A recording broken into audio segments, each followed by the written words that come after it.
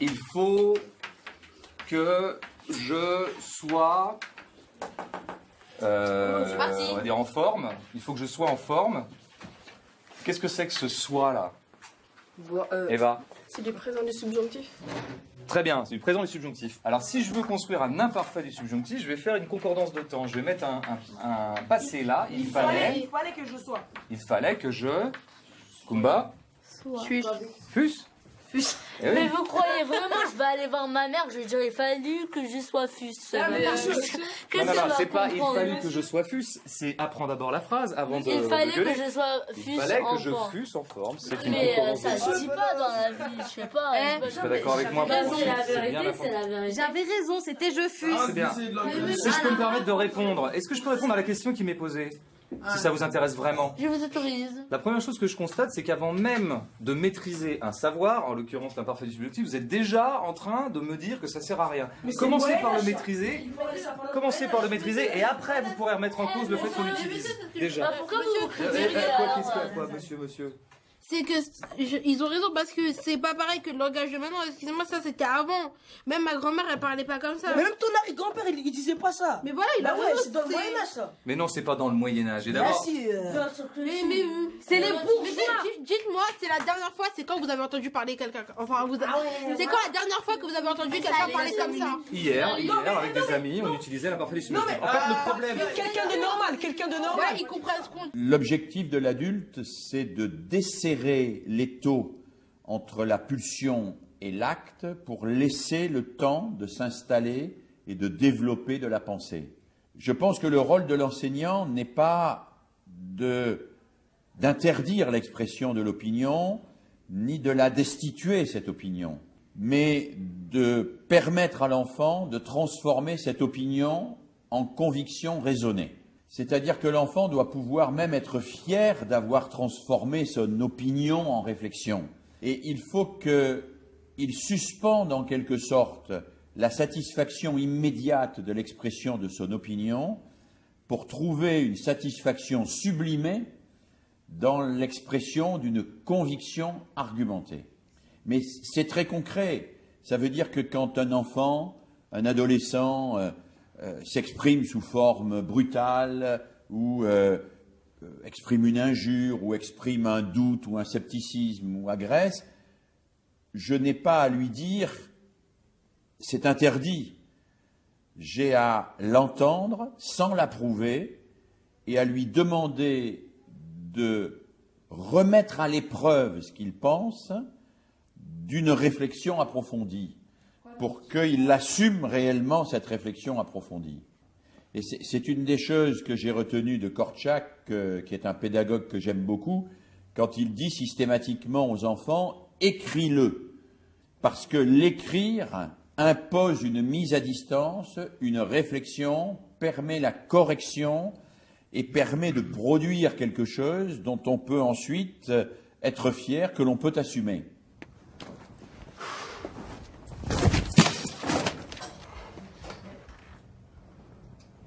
Anything else? Better back the fuck up before I fucking rock your shit. That bag, it doesn't have any feelings. It's empty.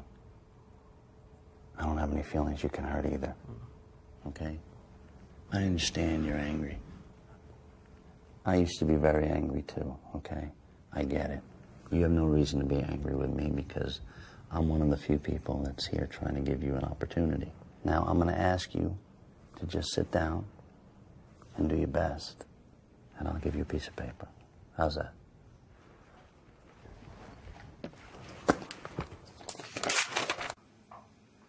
Oui, tout à fait. L'école a été conçue pour une élite et aujourd'hui, c'est une institution qui a été investie par la démocratie et par les démocraties pour permettre à tous de devenir citoyens et citoyennes. Alors cette ambition, elle est nécessaire parce que je crois qu'il n'y a pas de démocratie sans une pédagogie de la démocratie et sans un apprentissage précisément de la pensée qui permet d'exprimer son point de vue, de participer au débat démocratique et de construire le bien commun.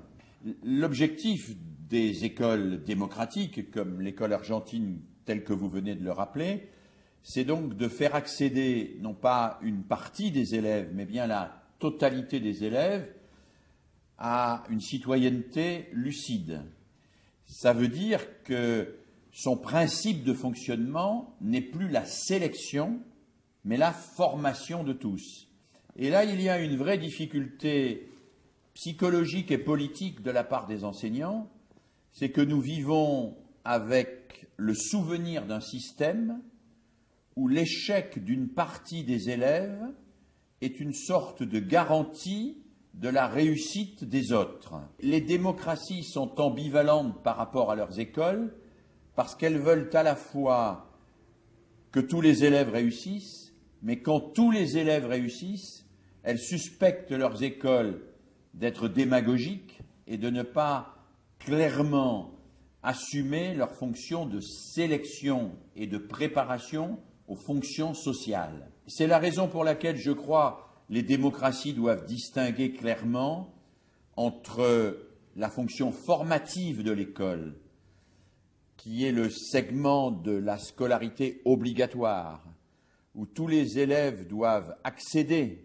à un corps de savoir et à des capacités, la capacité de penser, la capacité d'accéder à l'écriture, la capacité d'argumenter, la capacité de prendre la parole en public, qui est une capacité essentielle aujourd'hui, la capacité de critiquer ou de décoder les images, qui est une capacité fondamentale pour ne pas se laisser sidérer par la publicité, par exemple. Il y a cette fonction-là de l'école, qui est une fonction globale, fondamentale et une fonction constitutive de la démocratie, et il y a la fonction de préparation de l'école à des situations sociales particulières, à des professions particulières, qui passent, elles, inévitablement par des modalités de sélection. Alors, les pays ont choisi diverses manières de combiner. Le rôle de l'adulte en éducation est compliqué parce que il ne fabrique pas, c'est ce que j'ai essayé de montrer dans Frankenstein pédagogue, il ne fabrique pas l'enfant. Il crée les conditions pour que cet enfant se construise lui-même, émerge et que le sujet s'engage dans des apprentissages. Moi, j'ai 3 convictions fondamentales qui résument un petit peu ma pensée éducative. Ma première conviction, c'est tout être humain, même accidenté, peut apprendre et grandir. Et cette conviction, que j'appelle le principe d'éducabilité, je ne peux pas la sacrifier parce qu'elle est au cœur de mon engagement pédagogique. Mais en même temps, j'ai une deuxième conviction, c'est que je ne peux pas apprendre à la place de quelqu'un. Anyone? Meredith? Having 2 opposing beliefs at once and believing that both are true. Excellent, Meredith. Why do you always suck his dick, you fucking kiss ass? To deliberately believe in lies while knowing they're false. Examples of this in everyday life. Oh, I need to be pretty to be happy. I need surgery to be pretty. I need to be thin, famous, fashionable. Our young men today are being told that women are whores, bitches, things to be screwed, beaten, shit on, and shamed. This is a marketing holocaust. 24 hours a day, for the rest of our lives, the powers that be are hard at work, dumbing us to death. So, to defend ourselves and fight against assimilating this dullness into our thought processes, we must learn to read, to stimulate our own imaginations, to cultivate our own consciousness, our own belief systems. We all need these skills to defend, to preserve our own minds.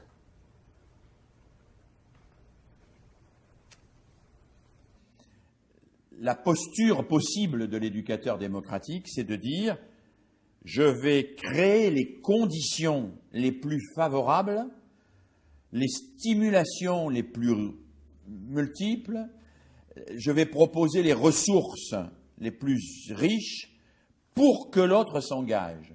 Et je vais fabriquer des situations, des institutions qui permettent à l'autre de prendre le risque d'apprendre, de s'engager sans se mettre en danger. C'est très important, prendre le risque sans se mettre en danger. C'est ce que j'appelle créer un espace hors menace. Dans la société, nous sommes souvent menacés. Quand nous essayons de faire quelque chose que nous ne savons pas faire, nous sommes menacés d'être humiliés, d'être exclus, d'être mal jugés. L'école est un lieu où on doit pouvoir faire ce qu'on ne sait pas faire et tenter de le faire sans être menacé d'être en permanence jugé, humilié ou exclu. L'école est le lieu du tâtonnement et d'un tâtonnement accompagné et soutenu par une posture d'adulte.